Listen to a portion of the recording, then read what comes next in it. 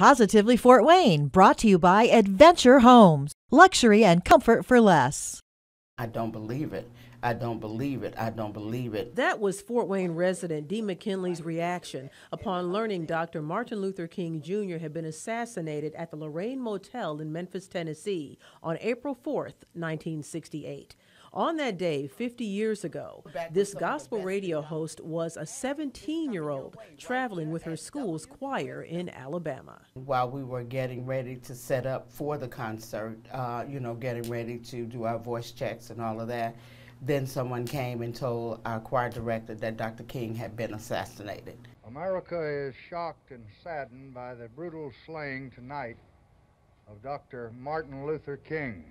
So needless to say, there was no concert. I mean, we all just lost it because the majority of us that were in the choir had marched with Dr. King, had been a part of the Birmingham Civil Rights Movement. We see what went on in the 1960s as I grew up. Wayne TV news director Ted Lynn also remembers getting the news. He was delivering it on his paper route when he was 13. And I remember picking up that newspaper, the Indianapolis Star, to tell everyone that Dr. King had been assassinated. And before I even went out to deliver any of those papers, I woke my parents up in our home. I'm 13 years old. I'm just a kid. To let them know that's how they found out the news about the assassination of Dr. King. Now, 50 years after Dr. King's assassination, his legacy endures, and monuments stand tall in his memory, like Fort Wayne's MLK Bridge. It's here where a crowd gathered April 4th to commemorate his life. We shall overcome.